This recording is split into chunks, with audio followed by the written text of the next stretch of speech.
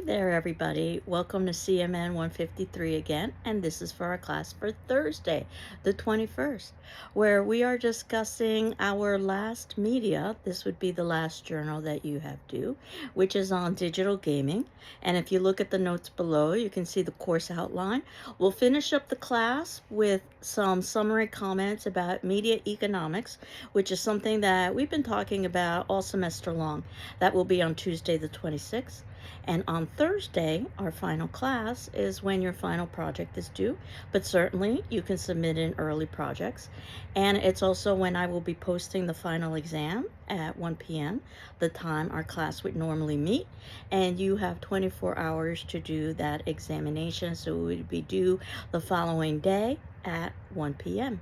Not that I expect you to spend 24 hours on the exam, approximately 2 hours or so, which is what you would do in a face-to-face class where you will have some essay questions from which to choose, and it is an open book, open note examination. So, in terms of our talking about gaming, which is probably the media that I know the least about, yet who doesn't enjoy playing games? It's one of the oldest media forms that's existed, probably since the beginning of time. And what is defined as a game is that there is an uncertainty of outcome, there are agreed upon rules, there is competition, there are elements of fiction involved in it, there are elements of chance involved in it, there are prescribed goals, and there also is some personal enjoyment. And now games have really become much more immersive, and who knows where they are headed with artificial intelligence. But we know that with streaming, we now have the possibility of esports, and you can decide for yourself whether or not you think gaming rises to the same level as physical sports. But there are competitions, there are leagues, there's sponsors, there's scholarships. There's even talk of a possible Olympic category one day. So, game history, 1800s. So, really, all of these media that we've been talking about, it begins in the 1800s usually. Mechanical coin operated games. This is where you've got things like penny arcades, pinball machines, and that's one game that I happen to be quite fond of. In 1960s, the game changed, so to speak, pun intended maybe, with computer video games. And in the 1970s is when we had arcades, multiple coin operated games, and home consoles. Atari and their game Pong was revolutionary. In fact, I have a video for you to watch that talks a little bit about the creation of that game. And yes, I was there in the sense that I remember getting an Atari and how exciting it was to have Pong and Space Invaders, by the way. And in the 1980s is when we've got avatars, graphic interactive characters, and it's also where we've got PC gaming. And once we get to the 1990s, we start getting some very sophisticated gaming consoles for home televisions. Things like the Sony PlayStation, the Sega Dreamcast in 1999, wireless motion sensing controls in the 2000s, through Nintendo, the Microsoft Xbox for online play, which basically led to digital gaming and brought gaming as a possibility for huge community creation. And I also have a video for you to watch about that, but more on this later. 2010s is where we get those massive multiplayer online games and things like World of Warcraft and virtual world simulations. Sometimes they're subscription based. You might know some of these games. Second Life, for instance, which I don't think is subscription based. World of Warcraft, I'm not exactly sure. I think it might be. And we've got the convergence that goes on with all media forms, with mobile gaming and console entertainment centers. And the genres of games, we talked a little bit about the genres of films. There are action games, and a game that might be familiar to you is Halo. Adventure games, a game that might be familiar to you is Myst. Role-playing games, and a game that might be familiar to you is Final Fantasy. And even though I'm not necessarily a gamer, these are names that I'm familiar with. They have become part of popular culture. Simulation games, such as SimCity. Music, sports, and dance games. And of course, these gaming communities that are formed on conventions and with virtual possibilities. Social gaming is what it is, where you've got multiplayers playing an online game in a virtual space.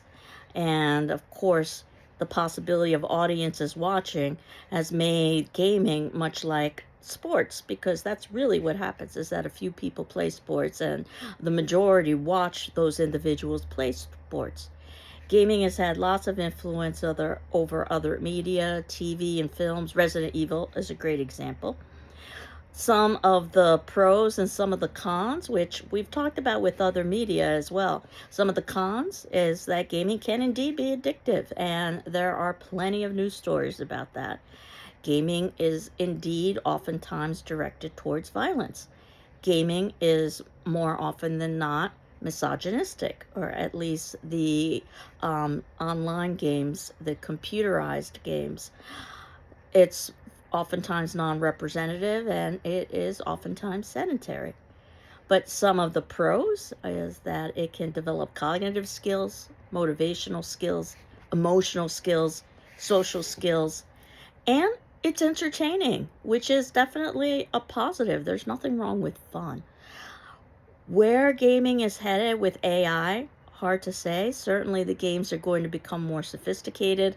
Whether or not online communities will continue to exist in the way we think of them, whether or not the gaming industry will exist in the way we think of it from an economic and professional perspective, that remains to be seen.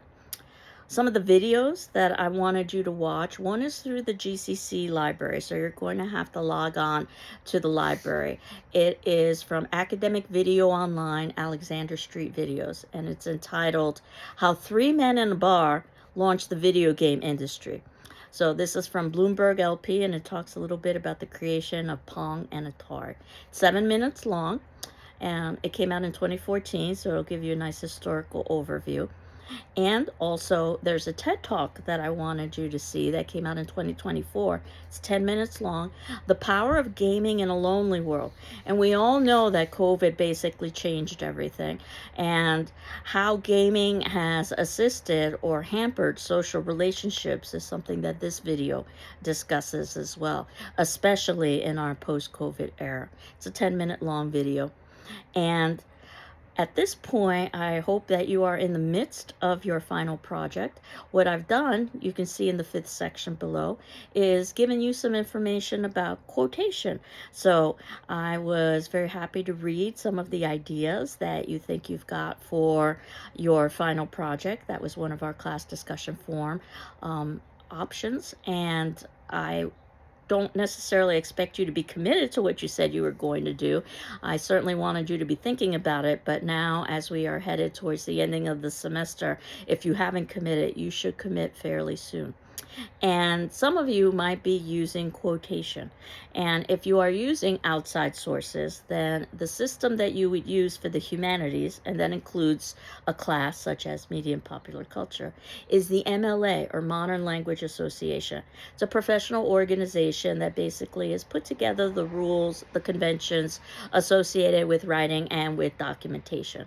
And the MLA relies on parenthetical documentation, which means that immediately after a quote, and it doesn't matter whether or not you finished your sentence or not, but immediately after that quote, in parentheses, you indicate the least amount of information necessary for a reader to identify where that quote comes from. And the way all of this works is that at the ending of your paper, you would have a works cited page, which lists all of the works that you've cited or you've quoted from, all of the websites and the books and the magazines and so forth. And what I've done is I've just very briefly in the 5th section written out some basic conventions of the MLA with quoting. That punctuation, for instance, goes after documentation. So here's an example. Quote, Krebs went to the war from a Methodist college, unquote. And the parentheses after that is 162, which the assumption is that that is page 162. You don't need to write page or PG or anything else. Close your parentheses, and then you put your closing punctuation, or you continue your sentence. In this instance, it's closing punctuation, and that would be a period. Now, for a sentence continuation after documentation, quote, although Krebs went to the war from a Methodist college, unquote, open parentheses, 162, close parentheses, he cannot pray with his mother, period. You can insert your own voice, your own language into a quote. Not to comment on the quote. You can do that immediately before or after the quote. But to clarify something within the quote, oftentimes it's a pronoun so that you can indicate who the pronoun is referencing. So here's an example. Quote, even his, and notice that after the word his, there are square brackets. So in this instance, when you are inserting your own language, you use a square bracket, not a parentheses. Square bracket, Krebs's, and then close square bracket. Lies were not sensational, unquote.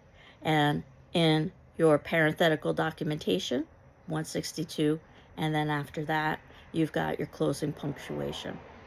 You can also omit something in a quote, not to change the quote's meaning, that wouldn't be ethical, but perhaps it's something that's irrelevant. And what you would use is an ellipsis, fondly known as the 3 dots or the 3 periods. And there's an example below.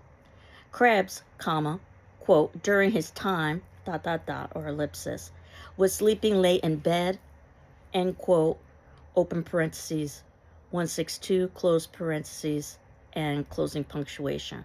So those 3 dots indicate that a word or several words was omitted. So the examples I'm giving you happen to be from a short story that I cover in my Introduction to Literature and Introduction to Film class that is called Soldier's Home, that I highly recommend, and Krebs is the main character. But these conventions work for other situations as well. And all of this fits together with a works cited page, which is an alphabetical entry listing by author's last name. And you use reverse indentation, which means usually when you indent in the first line and then all the other lines come out in a paragraph. It's the exact opposite when you are citing an entry. The first line goes from one margin to the other, and then if you've got multiple lines for that entry after that, they are indented inwards. So it's very easy to see the author's last name. And the conventions vary from whether or not, slightly, whether or not you are quoting from, let's say, a website as opposed to a book, as opposed to a magazine article, and so forth and so on. Some of you may not be using outside resources. Some of you might be doing something a little bit more creative. But if you are using outside resources, you should have a works cited page. And basically what you do is you look up your situation, almost like a cookbook, if you will, and then you just follow the directions. So where to find those directions? I suggest the GCC Library Citation Guide site, because that's going to list not only the MLA, but also the APA, the American Psychological Association, and other guides. The APA is used for the sciences.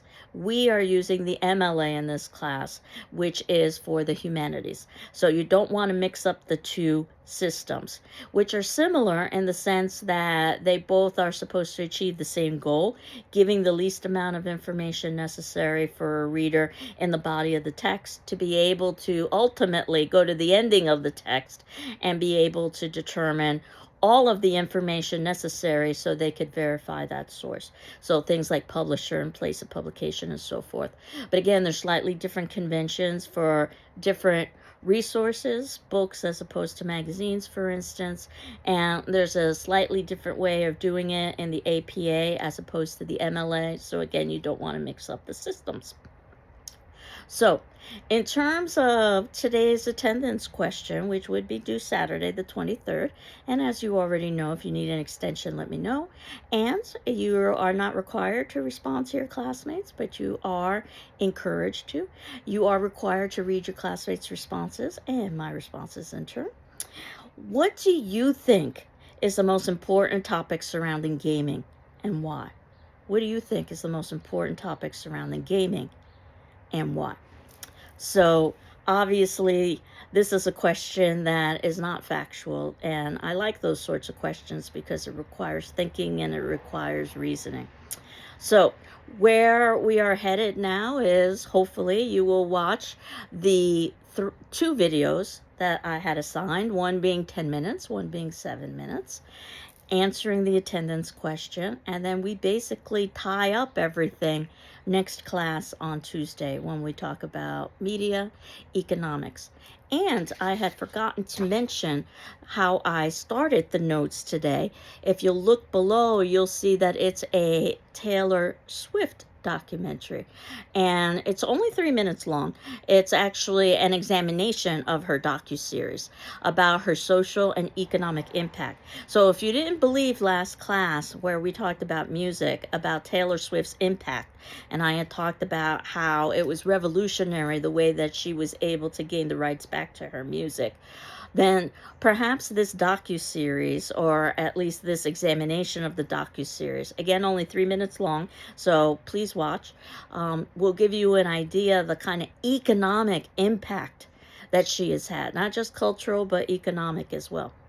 So again, I hope you're doing well. I'm doing well, and we will continue on next class, finishing up the semester. Take care. Bye-bye.